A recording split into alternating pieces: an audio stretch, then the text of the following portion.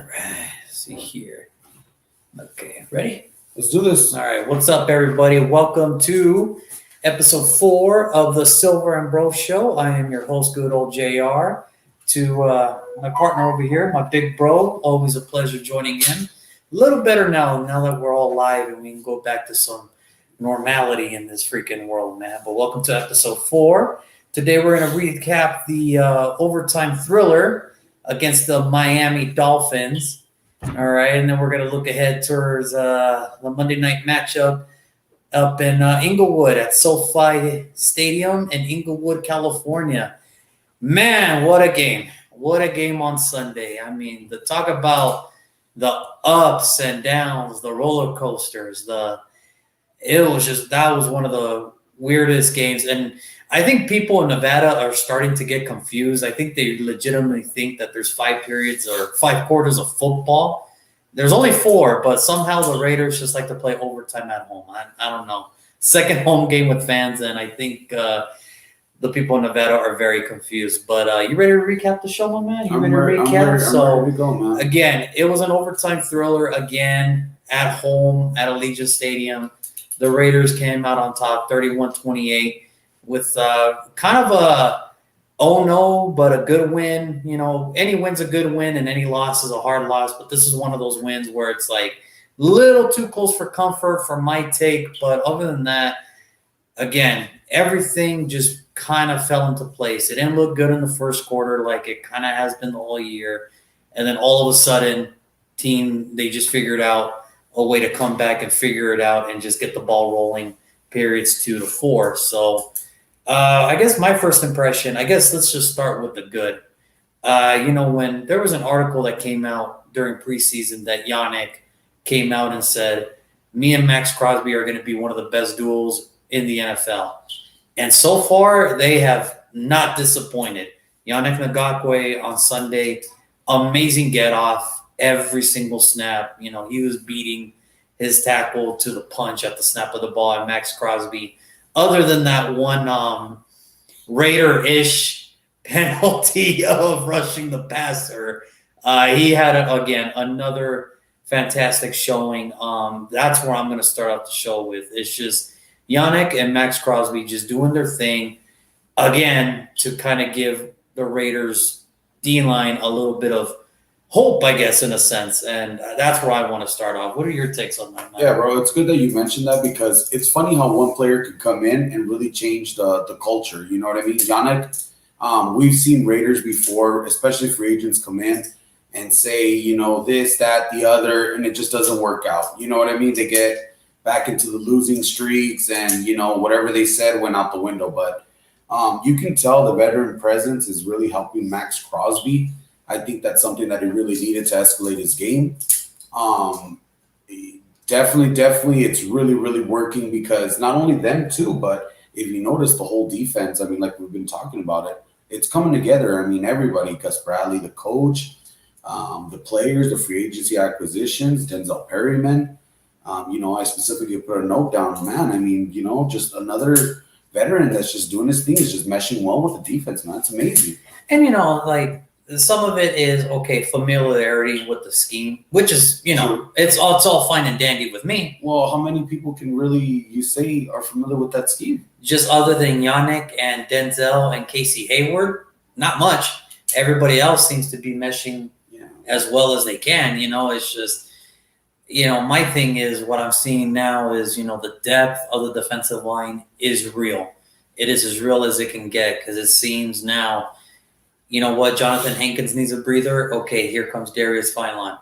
Oh, what's that? Quentin Jefferson needs a breather. Okay, Solomon Thomas, get in there. Oh, this and that. It feels good for the first time in a long time to know that there's depth and we can finally keep key players fresh. We're not at the linebacker position also, actually. Yeah, now that you mention it. Oh, yeah. I mean, it's no longer just, okay, I'm going to say it. I said it last week. I'm going to keep saying it again. The switch of Kwiatkowski, Denzel Perryman, it's fine with me because both are very solid middle linebackers. It's like, hey, keep them fresh, keep them off, do what they got to do. And then, Corey Littleton will do his thing and, KJ Wright will do his thing. And then, keep rotating them as much as you can. Actually, even the corners. I mean, now that we keep going down the facets, everybody. I mean, And there's the key word here is this is the first time in a long time Raider Nation can finally say we have depth on defense. If anything, maybe not even depth. Sometimes what it could be also is just that the players are, again, just meshing well with each other. They're fully dedicated to the scheme, and maybe it's just because Bradley's leadership over there that's really getting the guys together. Because I mean, I've seen Max play pretty good before, but not at the level he's playing at now. I think the mentality is different with Max. I mean, I think he's really, there's a reason he wears a C on his chest because, he really, it's like you said, he was tired of people rushing all over him every single week for 2 years of his, first part of his 2 years. And there was one press conference, I forget which one it was. He just said, look, the reason I'm taking this seriously is because I'm tired of giving up 150 yards rushing and close to 350 passing yards every week. I want to at least limit that. I mean, I know I can't shut him out, but I want to limit that as much as I can. And so far, I got nothing bad to say about Max. That dude is a gem. We found him in the 5th, and he's been a gem for us ever since. The one thing that people give crap about Mac Mayock is that, sure, we can sit here and say that, yeah, did he whiff on a couple first rounders? Most definitely. But he made up for it from some late round gems, and that's really where you build your team, and they hope to contribute right away. So that's my take on it. Yeah, for sure. Also, let me throw this out. I started with it, but Denzel Perryman, I mean, just like you said, coming in for Kowalski or whatever, you know what I mean? And I mean, last year, I think everybody was picking Kowalski as a defensive MVP if we would even have one. I mean, it was so horrible. But, I mean, if you think about it, just like you said, you could put Denzel in there right now and you wouldn't know the difference. Yeah. They're both just playing very, very well. And I think, I mean, it sucks to say, but, I mean, not for us, but Denzel might even be playing a hash a little bit better. And the point is, it's like cool, like we have depth. That's all fine and dandy, now. As much as we like to praise the defense, let's get to the other side of the ball. The offense started off, I guess, slow. Slow would be the word. Yeah. Again, for kind of like consecutive weeks in a row to kind of pick it up and everything. There was that pick six by Carr very early in the game, and then there was that just kind of a questionable 4th down, trying to convert on that 4th down so deep in Miami's territory that it kind of gave them. I mean, the Raiders. Let's just call it what it is. The Raiders gave Miami 14 points to start off the first quarter, and that's kind of again where I want to go to. It just seems like that's a normal thing in Allegiant where the Raiders just give up 14 points in the first, and then quarters 2 to 4, it's like, okay, let's get this shit going. Let's just jump down and let the offense take over. Now, again, no Josh Jacobs, but the good news is John Gruden has said he anticipates Jacobs and Jalen Richard to practice in the grass this week. And, we'll get to that in a bit. But again, kind of an anemic run game again until it got into Peyton Barber's hands. And before Peyton Barber, again, it was just kind of embarrassing to see the rushing yards again. And we had more than 6 rushing yards heading into the 4th quarter this time, I'll tell you that. But, it was just no good. Again, it seems like this is going to kind of be like I don't want it to be a normal thing for the season, but it has to be said. That interior is it's sketchy at best now. Even Tom Cable's trying to make everything he can make possible happen, but I'm sure he's seen it too. And I guess if there's only one negative I can say is, just that interior and right tackle spot. I hate to say it, but I think there has to be a huge discussion now of should Brandon Parker get a start? Because it's 3 weeks in a row now. Now, I get it. Week 1, rookie vibes, you're getting your vibes in. That happens.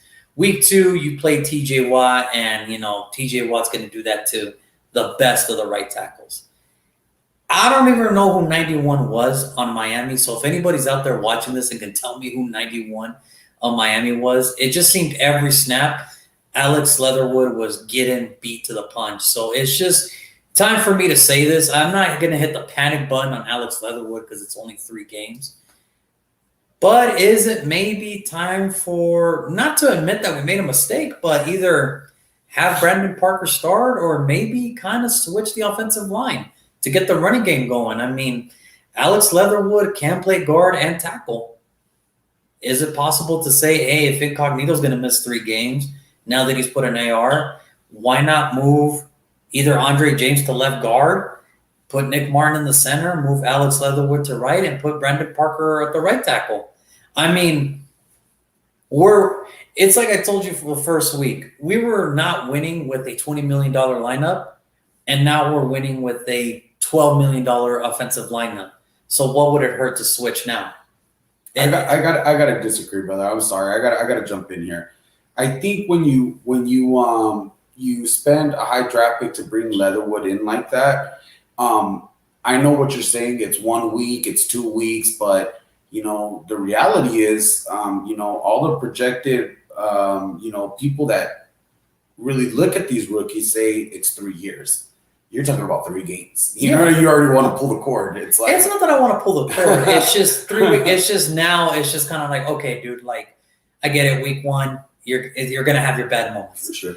TJ Watt is gonna do that, but when I don't even know who 91 is for the Miami Dolphins, and he's eating your lunch every single snap. Yeah. What is Joey Bosa going to do to you? Yeah. What is Khalil Mack going to do to you? Well, what is Brandon Fletcher going to do to you? What is Fletcher Cox going to do to you? What is, Leonard Williams going to do to you? It's getting to a point now where I'm not saying to kill the kid's confidence. Put him in there, let him play. But maybe, just maybe, he doesn't have the feet to be an offensive tackle? It's going to take time. It's 3 games. Obviously, he was selected where he was selected for a reason. Definitely, this is not Tuscaloosa.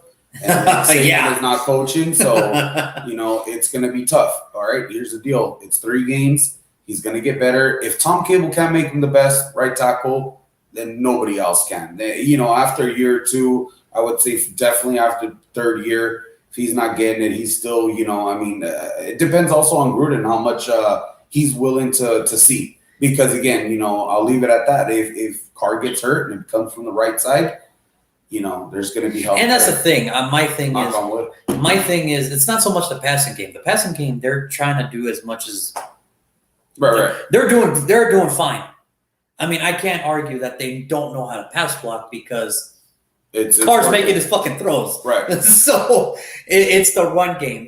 Dude, we cannot get off to a slow start again on the run game. I'm just thinking of it as, hey, look, we got the Chargers, and we cannot have a slow start. If anything, why not try to mix something up to get the running game going? Because even with Jacobs back, I cannot see this offensive line getting any better. Probably getting them hurt more. And to tell you the truth, honestly, the way Peyton Barber's running the ball, I mean, honestly, you could probably go another two weeks. And we got a bye coming up.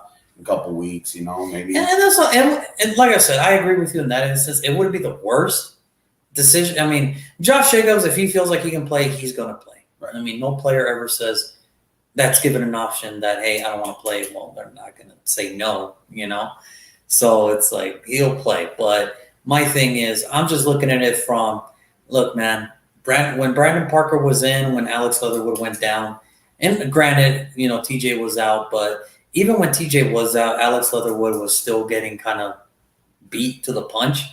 I'm just saying at this point, if there's some rookies that have to take a seat back for a year, it wouldn't hurt. Yeah. I'm just saying you got Brandon Parker there, and I can't believe I'm even saying that. He's actually improved under Tom. I'm just saying, why not try to put the best of 5 offensive linemen? And let's say play your best players for sure. And that's what I'm saying. If Brandon Parker has already shown in 2 games that he can kind of move it a little bit better, all I'm saying is, would it hurt to really move some pieces around?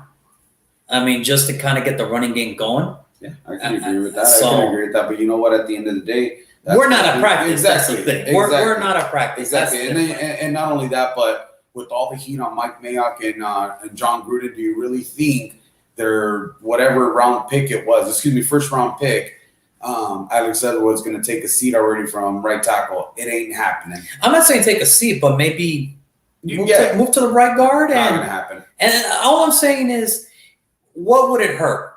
Can it get any worse?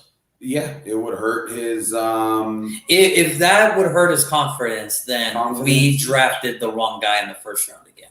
Yeah. Again. So in 3 years, we'll go back to that conversation. We'll see how it goes in 3 years. But let's move on to some positivity.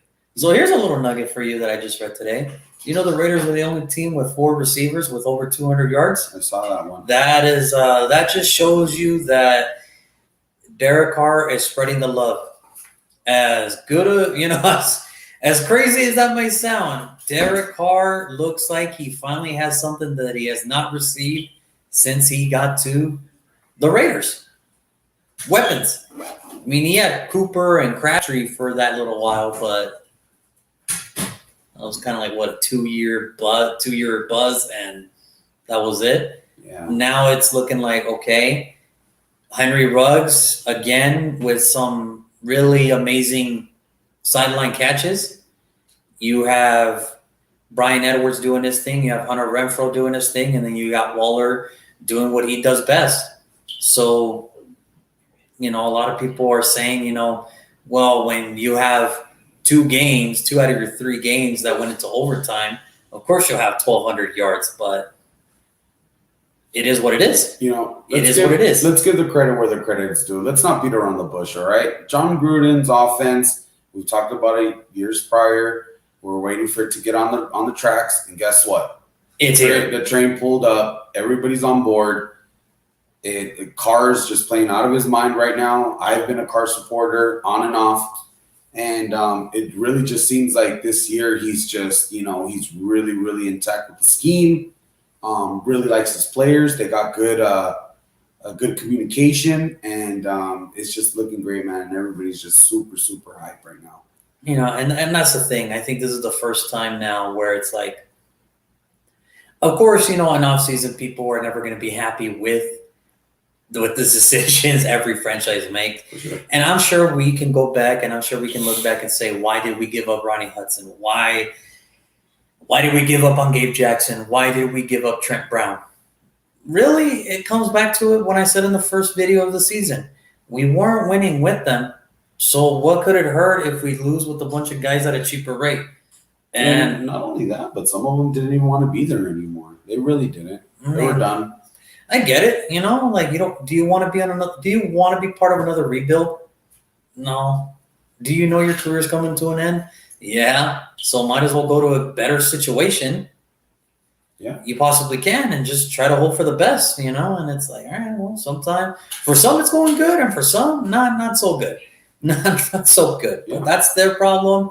We're just focusing on the Raiders. Now let's talk about one guy who really kind of showed out to me offense today, or offense last week. Mm-hmm. Man, that was. I mean, it's easy to go, with Brian Edwards with the 3 catches. It's so easy to go with Hunter Renfrow, but that's what they were brought in for. Yeah. I'm going to go with Peyton Barber. Ooh. Because the thing is this, our running game has been, let's just call it what it is, anemic. Yeah. It's been terrible. Yeah. There's no way around it. And whether it's because we're not getting pushed for the offensive line or the defensive line, is just, they know what's up. They know what's up, and it is what it is.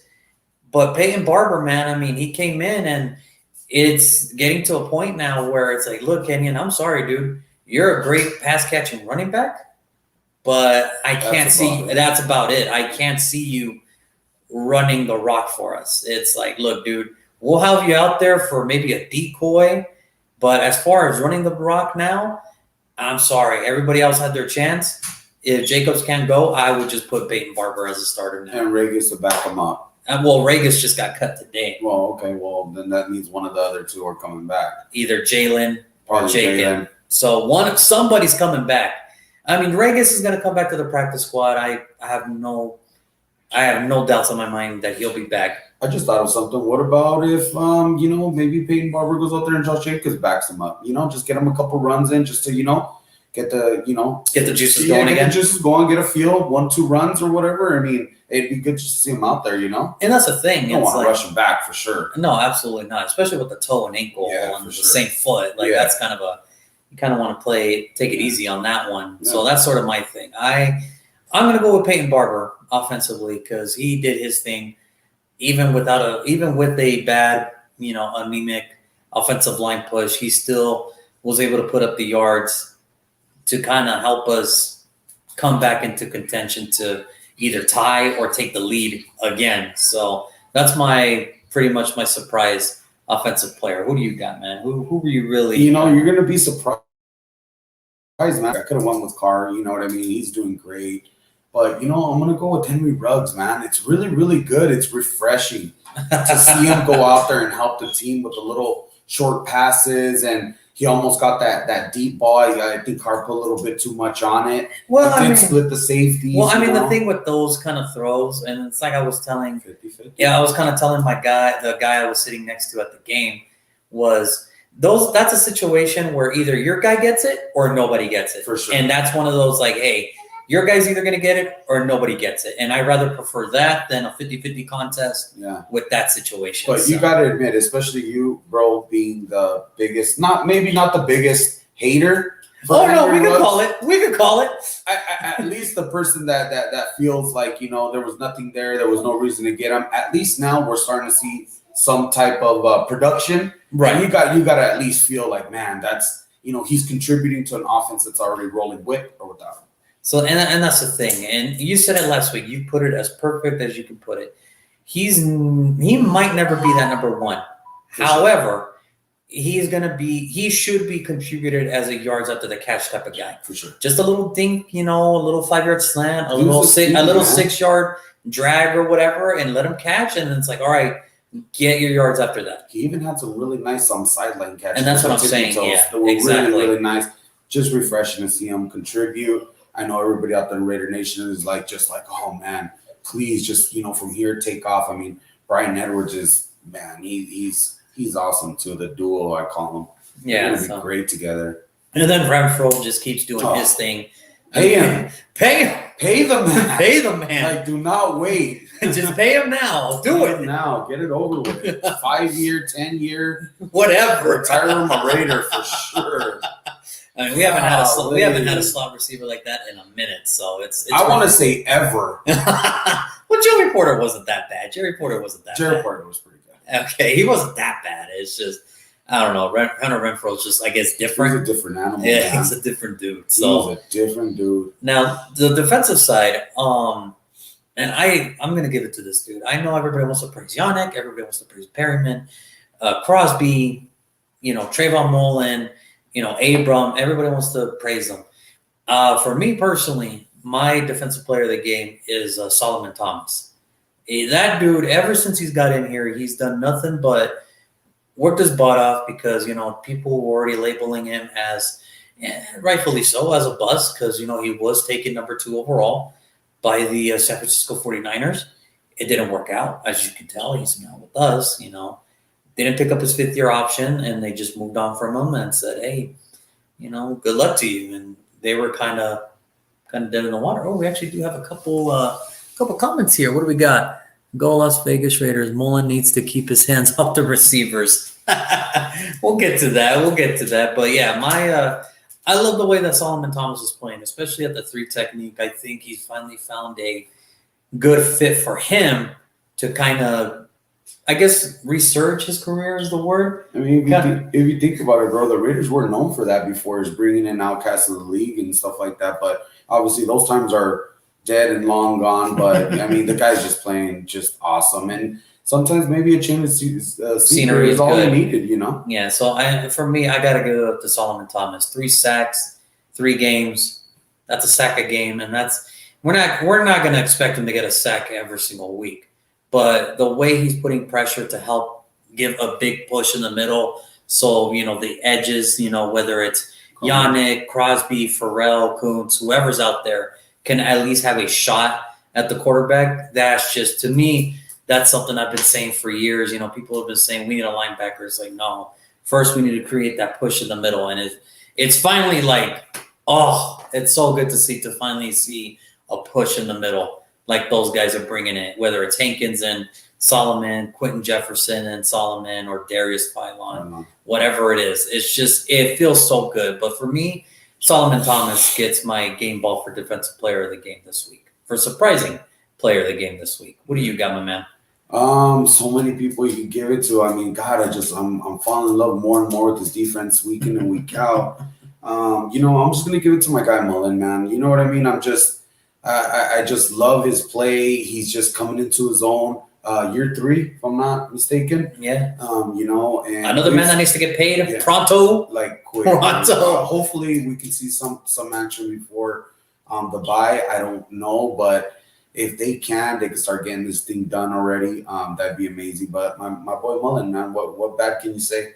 He's just one of those guys that could be a Raider great. And I think, like you mentioned earlier, like the veteran presence for some of these guys, like Yannick, Casey Hayward, maybe he's teaching Mullen some things, which is, it's never a bad thing to have when you have a former All-Pro teaching you some things. And there was a little bit of good news and bad news for Casey Hayward. The bad news is that he finally gave up his first catch of the year. The good news, it resulted in a safety. So, it was, I still don't understand that play call. I don't know if the offensive coordinator from Miami still has a job, but I'll be surprised if he does, because nobody ever calls that a halfback swing pass 2 yards behind where you're at. And it's like, well, thank God for an open field tackle, because nobody saw that coming. So thank God for Casey Hayward to be there. So, but it's just, Mullen's just one of those things where, again, Mike Mayock can get all the crap he wants, but you got to give praise when he does get it right. And Mullen was the right pick. Granted, did he, in his rookie year, did he believe he was a first-round talent? I don't see why not. He played for Clemson. He believed he was a first-rounder, and maybe that was just his fire showing, I'm going to pay these 32 other teams, including the Raiders, why you should have taken me in the first round. And he's proven it. Now, it would have been awesome if he would have gotten that interception, but then my thinking is, ka-ching, ka-ching. The more interceptions he gets, the more he's going to want. So it's like, oh boy. Yeah. Now, special teams, this could have gone any other way. But I'm going to have to give it to AJ Cole. It's been a long time since we've had a punter, post Shane Leckler. Yeah, we got Marquette King for like those 3 years. And then after that, it was just bluff with that corner or that punter from Minnesota. Then we had that the draft pick from Florida. Yeah, Johnny Townsend. And then this kid, comes in as an undrafted rookie. It only took one preseason game, and he never looked back. And again, I got to give up to AJ Cole, man. He's kicking them and he's pinning them deep. And if I wasn't mistaken, I read something today that, Daniel Carlson and AJ Cole, they're top 5 in their respective positions. So for the first time in a long time, I can finally sit here and say, it seems like the Raiders have a complete team. And it feels good to say that, because now we can actually start competing. We're not going to win every single game. That's not going to happen. But we should not be getting embarrassed anymore in the near future, I would say. So what about you? Special teams, what do you got? You know what, on special teams, it's Carlson. I love Carlson, man. I kind of, gave him a little bit of crap for missing that extra point, which could have really sealed the deal at the end of the game. We would have never went to overtime with that. But Carlson's on it, man. You know what I mean? We asked for him in overtime again, which the nerves were probably there in overtime. But cool as a cucumber. Yeah, knocked them both in. He had 2 in overtime to keep the game going, and the last one to ultimate win it. Same thing, just like the other game when we did it against Baltimore. Yeah. So, it's easy. Just every week is going to be the same. AJ Cole, Daniel Carlson. Yeah, so now we got a fun one this week. We got an amazing matchup. Probably one of the most anticipated Monday night games so far. If you would have looked, I think if every NFL fan would have looked, when the schedule came out and they saw that week 4 matchup between the Raiders and the Chargers, they probably would have not have seen this coming. The Raiders being 3-0 and the Chargers being 2-1. Both teams coming off impressive wins, impressive victories, respectively, from each side of the football. I don't think nobody saw this coming. So now we have possibly a very good anticipated matchup. It's the Raiders going to Los Angeles to SoFi, taking on the Los Angeles Chargers. Now, this game is a division game. It's their first one of the year for the Raiders. It's going to be the second one because they played the Chiefs last week for the Chargers. So it's going to be their second one. And this is going to really, this is going to change the standings in not just in the division, but also in the conference itself. I mean, I know it's only week 4, but I mean, people are already looking at it, like this could be a game where both teams can look back and be like, man, this is going to be one of those games, And I'm excited for it because this is really going to test both teams. This should be a will against a will type of matchup. When you look at the offensive line for the Chargers, Rashawn Slater, the rookie out of Northwestern, he's playing phenomenal. Penny Sewell and Rashawn Slater were 1A, 1B. And that's exactly what it's been. 1A, 1B. Rashawn Slater is playing phenomenal, and he's proving why he was taken high to be a franchise left tackle. And then in the center, you got Corey Lindsey, who's a former All-Pro for the Green Bay Packers. He's now anchor of that Los Angeles Chargers line. Now, unfortunately, Brian Bulaga is on IR, so that's kind of one of those, like, I wish we could have seen him play, but it happens. Injuries happen all the time. We just wish him a speedy recovery. So you got him out, and that's pretty much it. Everybody else, they're kind of like on the Raiders side. It's, the Raiders have a good left tackle, and it's sort of like, okay, we have an okay center, and everything else is kind of like a question mark. So both of these defensive lines are really going to have to pick, not in a sense pick it up, but really take advantage of the questions the offensive line both teams have. And I believe whoever can figure that out quicker is going to control the game and possibly give their offense a better position of winning the football game. For sure, bro. Look, at the end of the day, I mean, I've been thinking about this game and seeing what are the best odds that we can go with.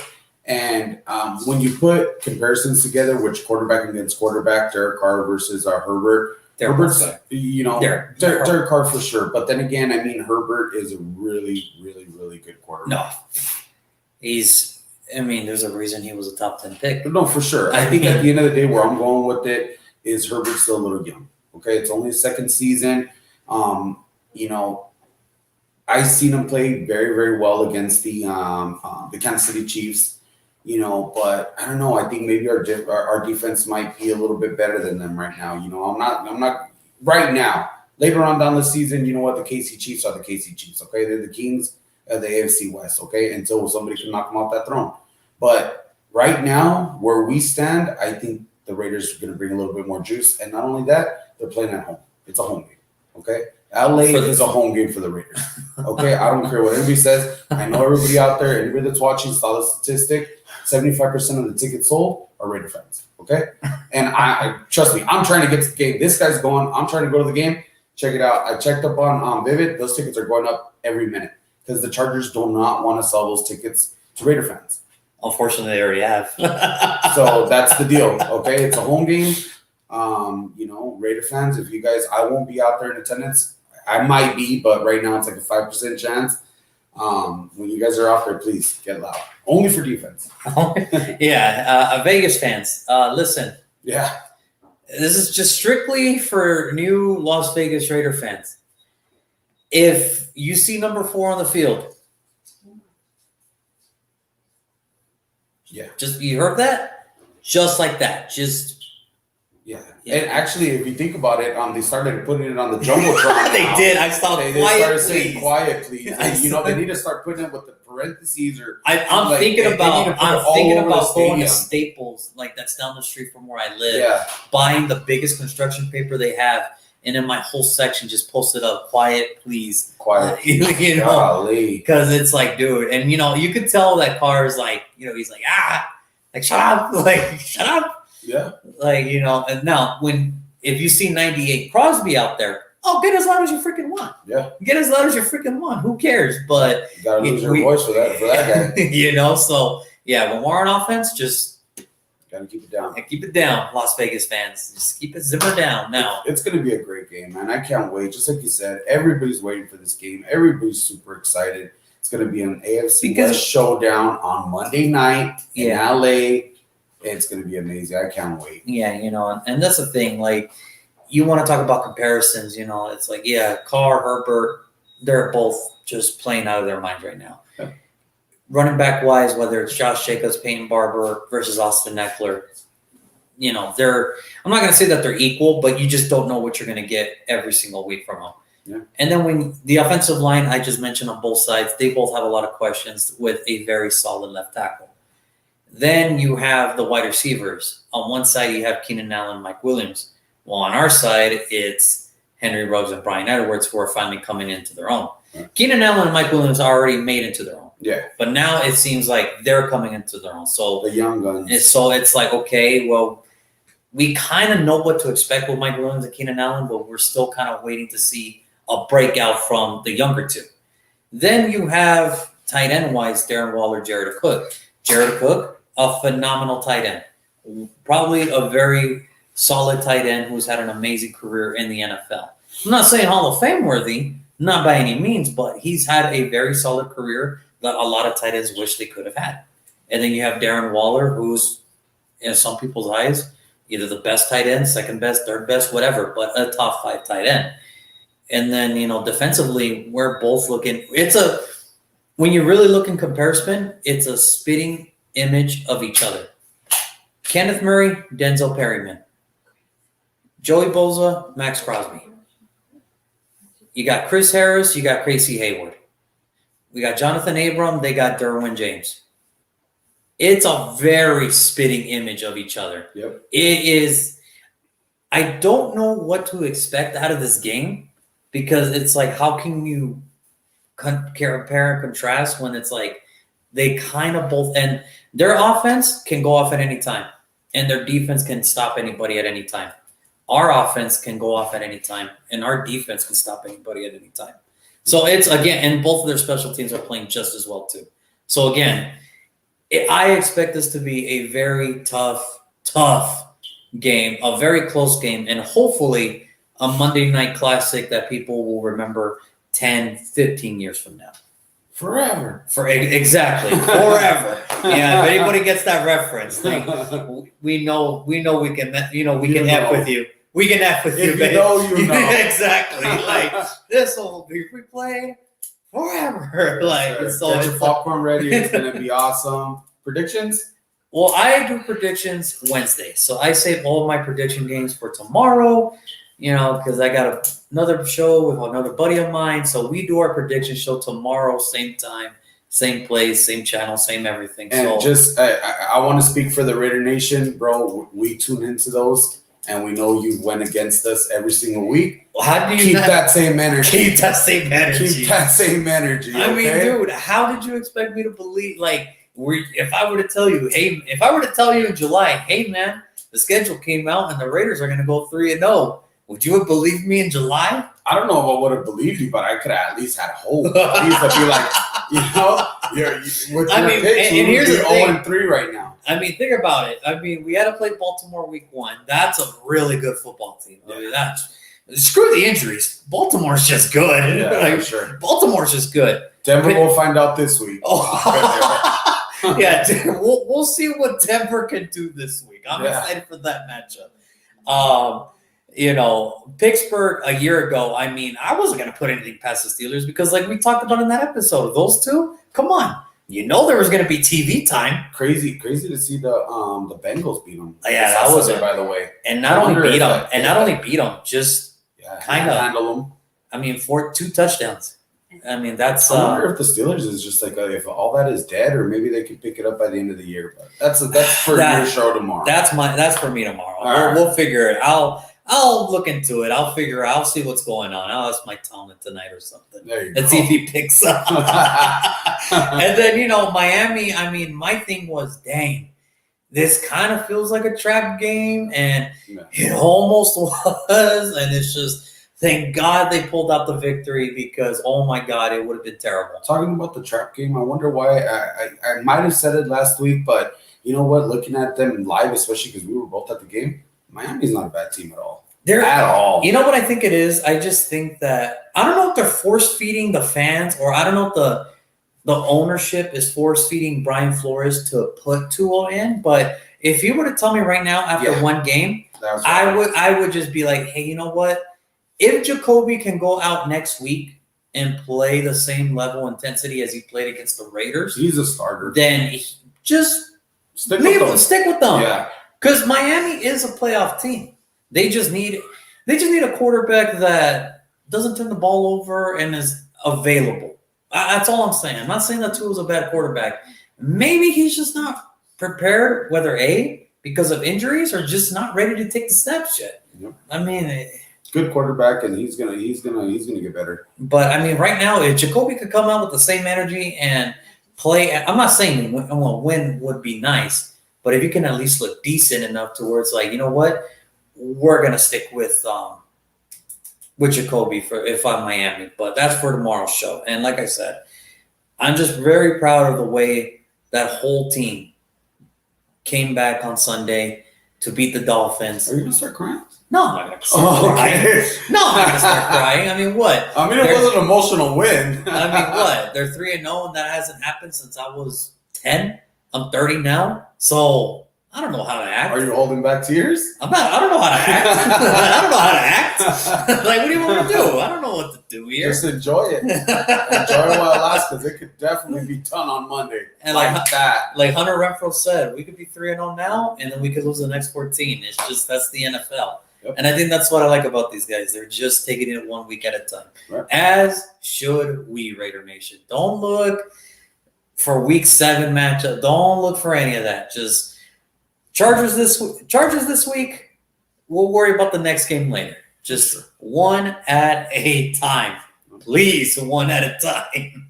But yeah, so any predictions, anything crazy you think is going to happen on Monday night? Yeah, man, I'm just going to go ahead and say it right now. I think the Raiders steamrolled the Chargers. I know they're a good team, but the way the Raiders are playing right now, they're just I'm not going to say they're going to go undefeated, because that's just not realistic.